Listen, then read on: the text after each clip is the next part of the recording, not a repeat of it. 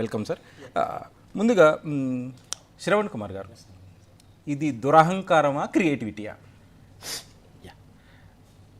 ఇప్పుడు దీని గురించి నేను 3 కోణంలో ప్రజెంట్ చేయదలుచుకున్నాను. అంటే నాకు నేను ఒక ఫిలిం ఇండస్ట్రీలో తరపున పనిచేసిన వాడిని, సినిమా రివ్యూస్ కూడా ఇస్తున్న వాడిని, జర్నలిస్టుని, అనలిస్ట్ని, దాంతోపాటు తెలంగాణవాదిని. సో దీన్ని నేను చాలా బ్యాలెన్సింగ్ కూడా మాట్లాడతాను. ఎందుకంటే ఇది మనోభావాలు వర్సెస్ భావస్వేచ్ఛ. బ్యాలెన్స్ ఉందంటారా? నేను చెప్పుకొస్తాను. ఈ క్రియేటివిటీ అనేది అంతు లేదు. ఎంత అంటే క్రియేటివిటీ అంటే ఒక క్రియేటివ్ ఇన్నోవేషన్స్లో ఎన్నో క్రియేటివిటీ ప్రయత్నాలలో ఒకటి మంచిది వస్తుంది. థామస్ ఆల్వా ఎడిసన్ బల్బు కానీ చెప్పొచ్చు. ఆ క్రియేటివిటీ వేరు, వీళ్ళ క్రియేటివిటీ వేరు. ఈ క్రియేటివిటీ ఎదుటి వారిని హేళన చేసేదో, ఎదుటి వాళ్ళని బాధ పెట్టేదో, ఎదుటి వాళ్ళని మనోభావాలు దెబ్బతీసేలా ఉంటే అది క్రియేటివిటీ అనగానే పైత్యం అనడంలో సముచితం.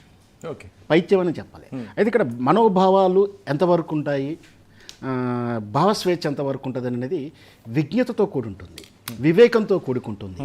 అది ఎదుటి వాళ్ళని గౌరవించే వ్యక్తిత్వం బట్టి ఉంటుంది.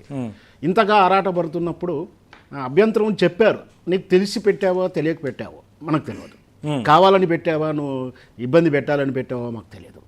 అభ్యంతరం చెప్తున్నప్పుడు దాన్ని విత్డ్రా చేసుకోకుండా మొండిగా కూర్చోవడం అనేది హేతుబద్ధమైనది కాదు, ఖచ్చితంగా అభ్యంతరకరమే. ఎందుకు అంటే ఈ వ్యక్తి యొక్క గతం గురించి కూడా మనం ఆలోచించాలి. అంటే ఇక్కడ పూరి జగన్నాథ్ గురించి తెలంగాణ ఉద్యమ భావెత్తున జరుగుతున్నప్పుడు, తెలంగాణ ఉద్యమం జరగడానికే ఆ హేళనలు, అవహేళనలు ఇవన్నిటికి కారణమైనా కూడా అంత ఎత్తున జరుగుతున్నా కూడా ఒక కథాంశాన్ని అంటే ప్రభావితం చేసినటువంటి మీడియాని అడ్డం పెట్టుకొని, ఒక ప్రభావితమైన స్టార్ హీరోని అడ్డం పెట్టుకొని హేతుబద్ధంగా కాకుండా అవహేళనగా దాన్ని ఒక కమర్షియల్ సినిమాగా తీసే ప్రయత్నం చేస్తూ మొక్కబొర్రలో పడ్డాడు. అది వేరు విషయం.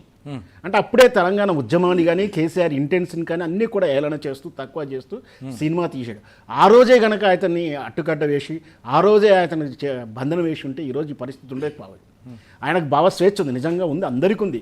ఆ స్వేచ్ఛ ఇప్పుడు నాకున్న స్వేచ్ఛ కూడా ఎంతటి స్వేచ్ఛ అంటే నేను ఏదైనా మాట్లాడుకోవచ్చు, నేను ఎలాంటి డ్రెస్ అయినా వేసుకోవచ్చు. కానీ ఆ స్వేచ్ఛ నేను ఎలాంటి డ్రెస్ వేసుకోవచ్చు అని చెప్పి నేను ఇప్పుకొని తిరుగుతానో, నిన్ను హేళనగా చూస్తానంటే భావస్వేచ్ఛ కిందికి రాదు. చట్టాలు ఉన్నాయి, మనకు భావస్వేచ్ఛ మీద చట్టాలు ఉన్నాయి. ఇప్పుడు గతంలో కూడా మనం చూస్తుంటాం, దేవుని పటాల మీద, మనం ఫుట్ రెస్ట్ల మీద దేవుని పటాలు రావడం కానీ, బాత్రూమ్ స్లిప్పర్స్ మీద కూడా రాకుండా ఇక్కడ మన దేశంలో మన కాడ జరుగుతుంటే అభ్యంతరం ఎక్కడో ఇంటర్నెట్లో కూడా జరుగుతుంటే మనం అభ్యంతరం చెప్తా ఉన్నాం. దాని ద్వారా దాన్ని పోరాటం చేసాం. ఎప్పుడైతే మనం అభ్యంతరం చెప్పినామో విత్డ్రా చేసుకున్న సందర్భాలు విదేశీయులు మన భావాలను గౌరవించి అలాంటి స్లిప్పర్స్ కానీ అలాంటి కర్టెన్స్ కానీ విత్డ్రా చేసుకున్న సందర్భాలను చూసాం. కానీ ఇక్కడ కూడా అలాంటిది ఏవి స్నేహపూర్వక వాతావరణం లేకుండా ఇంకా మౌనంగా వహిస్తూ పోలీస్ రిప్రజెంటేషన్ ఇచ్చినా కూడా ఎలాంటి మార్పు జరగకుండా దాన్ని ఇంకా భావస్వేచ్ఛని కప్పుపుచ్చుకోవడం అనేది ఖచ్చితంగా అభ్యంతరకరమే. ఎందుకంటే వీళ్ళు గతంలోనే చాలాసార్లు భాషను అవమానించారు, సంస్కృతి అవమానించారు, వ్యక్తులు అవమానించారు, హేళన చేశారు. మేము వస్తే కానీ మీకు తినడం రాలేదన్నారు. అంటే 600 శతాబ్దాల కింద మనం ఇక్కడ వరి తిన్నప్పుడు వాళ్ళు ఇంకా రాగులు తిన్నారు. ఇది అంత లోతుకు వెళ్ళాల్సిన అవసరం లేదు. అయినా కూడా ఇప్పుడు కూడా అదే మాధ్యమాన్ని అడ్డం పెట్టుకొని నెగిటివిటీకి, అంటే హీరోలకు కాకుండా ఇప్పుడు హీరోలకు సినిమాకి వచ్చింది మంచి, దానికి అభ్యంతరం చెప్పలే. అభ్యంతరం ఎక్కడ, నువ్వు క్లబ్ డ్యాన్స్కో కళ్ళు కాంపౌండ్ పాటకో పెట్టడం అభ్యంతరం, మాకు మనోభావాలు దెబ్బతినే. ఇక్కడ ఒక చిన్న ఇష్యూ, ఇందాక సతీష్ గారు చెప్పినట్టు దీనికి ఒక పర్మిషన్ తీసుకోవాల్సిన అవసరం ఉంటుంది. ఏది ఎక్కడ వాడాలన్నా, పాతది మళ్ళీ వాడాలన్నా కూడా ఒక పర్మిషన్, అది సంస్కారం. నిజం అండి. తమన్ గారు గతం చిత్రంలో గుంటూరు కారం అనుకుంటా, ఒక సామాన్యుడే కాదు, అతడు మైండ్ డిజార్డర్ బిచ్చగాడిగా తిరుగుతాడు, ఏదో సంథింగ్ సరే ఏదైనా సరే కుర్చీ మడతబెట్టి అని ఒక చిన్న సోషల్ మీడియా డైలాగ్ను పాట రూపంలో తీసుకునే ముందు అతన్ని పిలిచి ఆయన అభ్యంతరం లేకుండా తీసుకోవడం, తను తృణమో ప్రాణం ఇచ్చేయడము, అతనితో ఒక ఫోటో దిగి రిలీజ్ చేసి సినిమాకు అంటే ఒక మోరల్ వాల్యూ.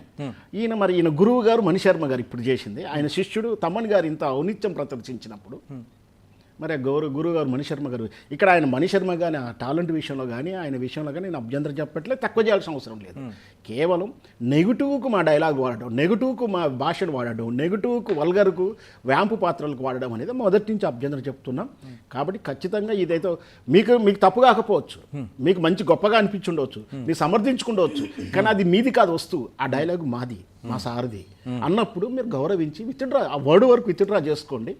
ఆ సాంగ్ మీరు కంటిన్యూ చేసుకోండి.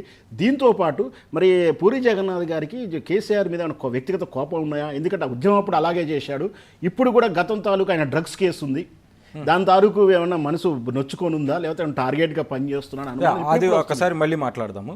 ఈ లోపల రోషన్ బాలు గారు నమస్కారం, వెల్కమ్ టు ది డిబేట్. అయితే ఇక్కడ మనం ఈ అంశాన్ని మీరు అబ్జర్వ్ చేస్తున్నప్పుడు ఏంటి వీళ్ళ మనస్తత్వం ఏంటి? ఈ ఆంధ్రుల